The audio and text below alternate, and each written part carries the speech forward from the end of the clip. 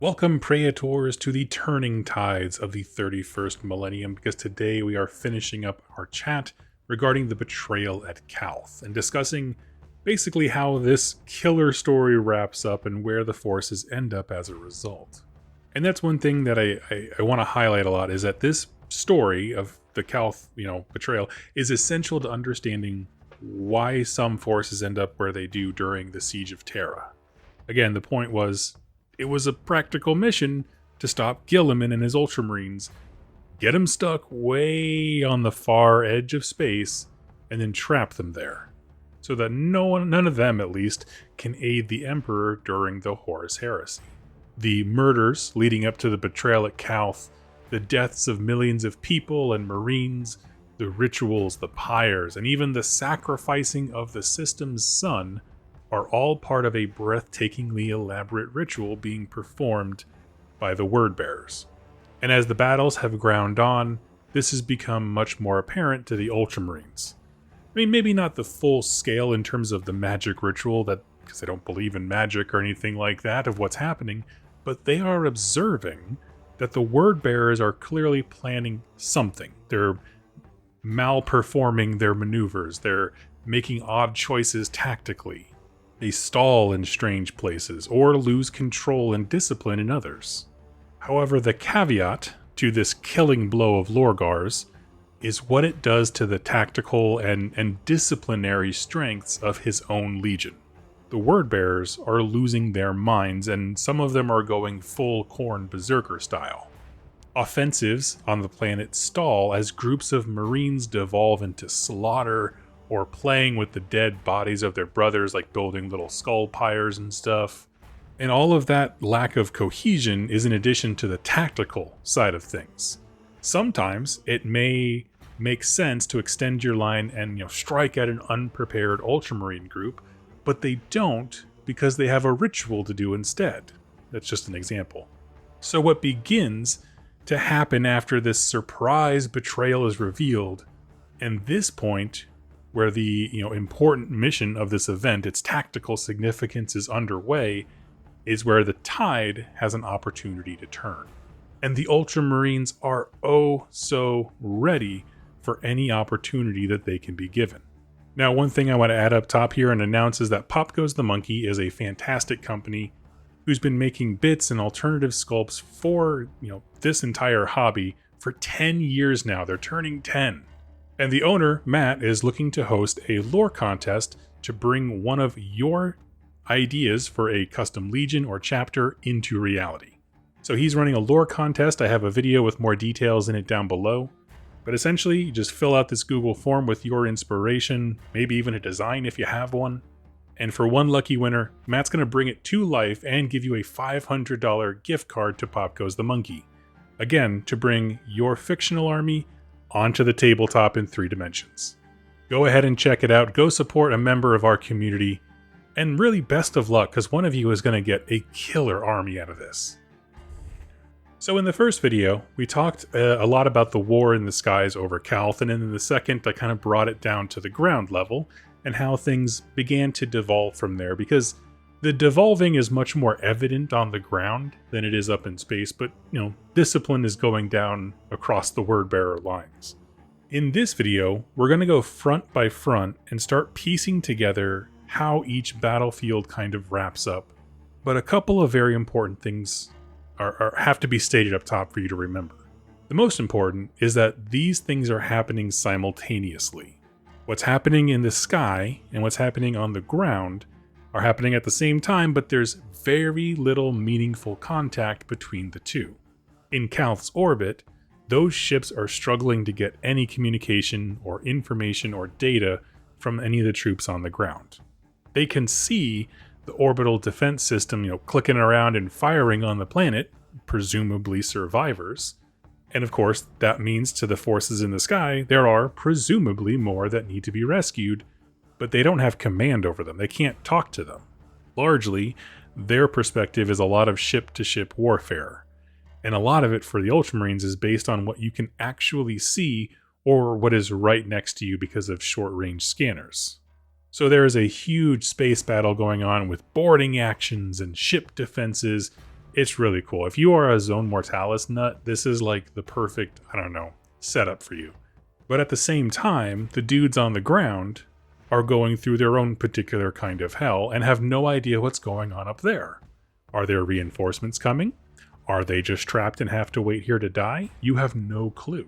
So while their individual battlefronts are going on, both forces of Ultramarines, above and below, are constantly like looking at each other and trying to guess how they can help the other one, right? If there's a sign of life, how can we coalesce over this huge divide and unite again? And so we'll start talking about the war up in the heavens here, as we did when we began the whole thing. Guilliman got blasted out of his command deck.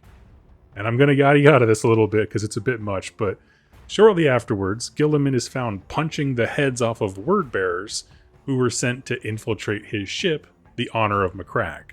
The book says he's able to survive because, one, he's a Primarch, and that the ship was so close to the planet that a portion of oxygen kind of enveloped the ship like it's a mini atmosphere. Enough for him to live. In personal opinion, it's a bit much. However, the visual image of Guilliman, there are word bearers with jetpacks coming towards him, trying to board any kind of access point they can into the ship, and he's just literally punching their heads off One Punch Man style. It's pretty cool. But he makes it back inside of his ship, and he immediately rallies everyone on board.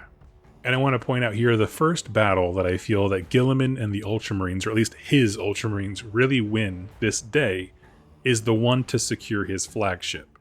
Because the word bearers wanted that thing. Just as a trophy, to the Betrayal or something. They wanted to take Macragg's honor. His personal Mechanicum crew, along with some help from the Ultramarines on the ground, that we'll talk about here in a second, are soon able to regain communication systems by purging the scrap code virus that the Dark Mechanicum had used to cripple them. Like I said, we'll get to how that happened here in a second. And so now that he is behind the wheel, so to speak, Guilliman immediately goes into like Superman mode. This is when you see the Primarchs doing computations faster than anyone else could and kind of piecing things together. He is now able to coordinate with the other ships in his fleet and some of the forces on the ground. Not everybody has a powerful enough Vox to reach them, but a lot do. And with all of this information now pouring in that just wasn't available to them before, the next step in prying his legion out of the jaws of destruction for Guilliman becomes very clear. He needs to address the orbital defense platform. We talked about this in the first video. It's just a series of hundreds of individual weapon battery satellites in orbit, and one of them is sort of a bigger platform, and it acts as the computational hub. So you got one brain floating around and a bunch of individual guns. The word bearers have taken over the main brain and a bunch of the guns, but not all of them. But enough are taken to really be a threat to any meaningful resistance. But, like I said, their central node is one particular space station hub, and it's basically the big processing computer that keeps everything oriented and firing. And so Guilliman leads a strike team for that specific platform. He was able to purge the scrap code from his ships and give him communications, but it wasn't enough to wrestle control away from the weapon systems of the defense system. So his troops move in, there's a huge epic battle between Guilliman and Cor Pharaon of the Word Bearers. I won't spoil it, go read it, it's really cool. But after a lot of brutal fighting that almost sees Guilliman killed, the place is taken back. When he takes that main data core of the defense system, some of those weapons that, were being used on Ultramarines are now being turned to now work on the Word Bearers. And all of the satellites that didn't fall to the Word Bearers, again, are now operational and under his control, so now he has more of them. Not only that, Guilliman is taking Macragg's honor and smashing up as many Word Bearer ships as possible. Which, this whole action, this whole scene is really just to do stuff for the guys on the ground. Because now, they can regroup and cobble together forces without fear of just getting nuked from orbit. And this is an example of what I mean by the two forces, ground and sky, trying to basically take a step forward to help the other one kind of, teamwork makes the dream work forward out of this. And so with that, we're going to then turn our attention back to the war on the ground and see how that resolves. Now, the Black Library novel No No Fear does a fantastic job of recounting what actually happened versus the Forge World books, but the gist of it is very simple. Things are in havoc, and as the highest ranking members of all these loyalist forces find one another, their expertise forms into a plan based on their observations. So, one particular group, the ones in No No Fear, for example, are a mix of Marines. There's a lot of auxiliary. There's one Mechanicum Magos named Tauren.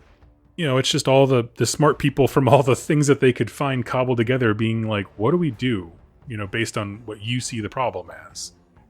And this story is incredibly interesting, but for the purposes of this synopsis, I want to keep it simple. Tauren's real contribution, the Magos here, was that they found a way to purge the scrap code that the Dark Mechanicum had made. Essentially, her boss was plugged into the computers when the Campanile struck and all of this happened. I mentioned that a bunch of the Magos of Mechanicums, their brains melted and heads exploded. She was in the room watching that happen. And as her superior was dying, essentially learned that there is a private computer that was off-network that was unaffected by this code where a fix or a purging sequence could be engineered. So her story is that of, you know, getting this purge code, getting it to the nearest broadcasting station, and spreading it, which makes for a very compelling story because it's very clear objectives and goals. And this is essentially, as I mentioned before in space, is what gives communications back to the Ultramarines. And the forces on the ground did this. They reclaimed the comms. Guilliman in orbit then used the comms to in turn shut down the defense systems that was killing the dudes on the ground, and inch by inch they're working in tandem to a solution. And to me, this moment really becomes the turning point, because as I mentioned before, the Ultramarines' superpower, in my mind, is cohesion.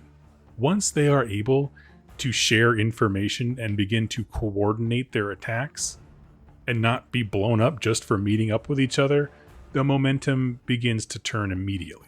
Because nowhere in the Word Bearers' plan did they prepare for a unified foe. You know, they assumed that with the hunter cadres killing all the leaders and then the disorientation from all of this devastation, surely that would last long enough for the ritual to work, and there's no contest.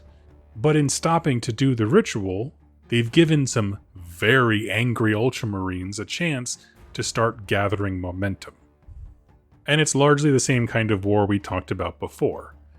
A few Ultramarines from various companies or different armor or weapon types mixed together with Imperial Army and Loyalist Mechanicum, scraping together all the ammo and supplies they can, but that is now snowballing into a coordinated war front by the ability to communicate with one another.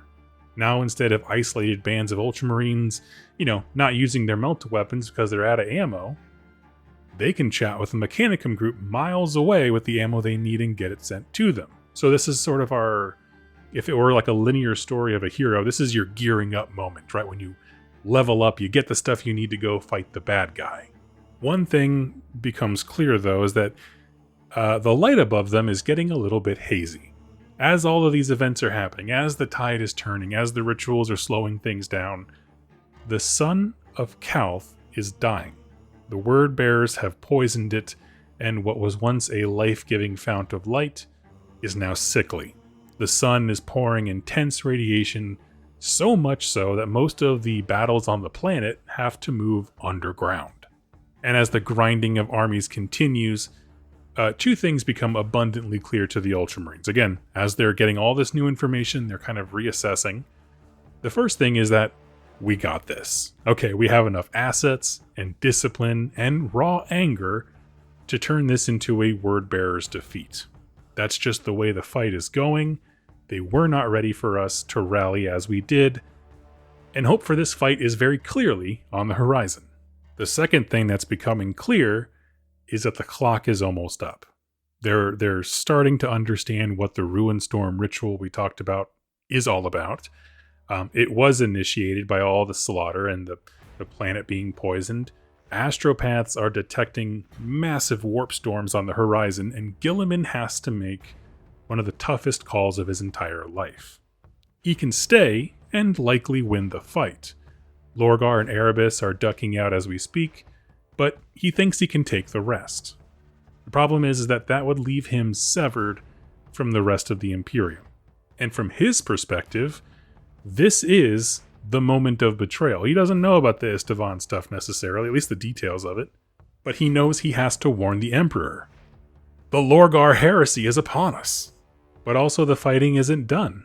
And so, in a mad scramble, the Ultramarines set every logistic and engineering expert they have to the task of getting every single Marine, Titan, tank, bullet, and grenade they can off of Calth, back onto whatever ships are working, and get out of there. And it's a terrible choice, because first off, he knows he has to leave tens of thousands of Marines on the planet. They are spread too far. There's not nearly enough transports, even if they were all in one place, to go from the planet side up into orbit. You have to think about how many ships they can literally fit Marines into, since a bunch of their fleet got blasted. And even when Guilliman leaves, right, if he's doing the right thing, we're going to go save the Emperor, he is leaving with the smallest fraction of stuff that he wants. Right? Ideally, you'd be pulling up Titans and tanks. You'd have all the pick of the litter when it comes to all of this stuff on the ground, but there's just not time. He's grabbing whatever is operational or what they think can be fixed along the way. He does not have the pick of the litter. And so as the real crescendo of this battle is starting to pass, right, once the Ultramarines start punching back real hard, first of all, Lorgar and Erebus kind of duck out. They see it as already winning because the Ruin Storm is going to eat this planet. For Guilliman, there's a massive effort to get all of these scattered supplies. Remember, they were mid-armament up into the sky to fix and make warp-ready anything they could in a super short amount of time. But the choice he needs to make is clear. What is Calth compared to the Imperium? And so he sets off. And this explains why the Ultramarines were somewhat late to the events on Terra during the Horus Heresy, but they were never supposed to show up. In fact, this whole ritual was supposed to isolate the entirety of the Legion and the Primarch far away from Imperium control. But it's because the Ultramarines were able to bounce back from the shock of betrayal so quickly that they raced out of the jaws of the Ruin Storm before it could trap them indefinitely. And one of the things I really want to point out here is that the Battle of Calth did not stop when the Ultramarines in orbit left. Right? Guilliman took an immense amount of the Marines who were still alive. But there were also tons of ships that just couldn't make the warp trip, but otherwise still function and exist.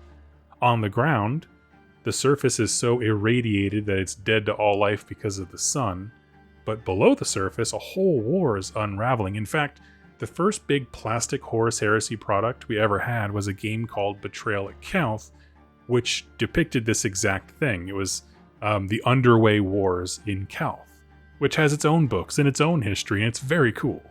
But with Guilliman on his way, rushing to Terra through warp storms, and the traitors satisfied enough with the progress that they made at bleeding and letting out carnage upon the Ultramarines, they're okay, they head out as well, and so that's kind of where things tend to end up.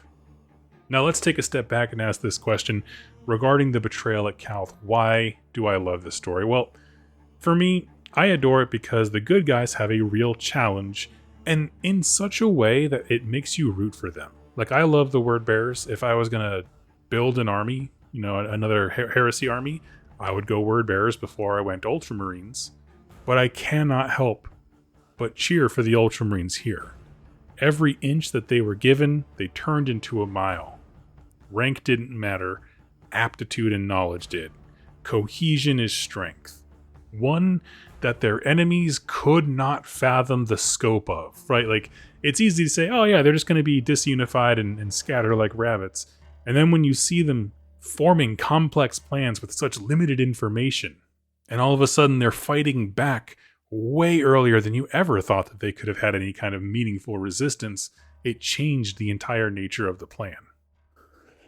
But also the Betrayal at Calth, as I mentioned before, makes for a wonderful, I guess, just fodder for war games, because not only do you have every kind of war zone imaginable, I covered that before, you have Minotaurum factories, spaceships, open fields, everything.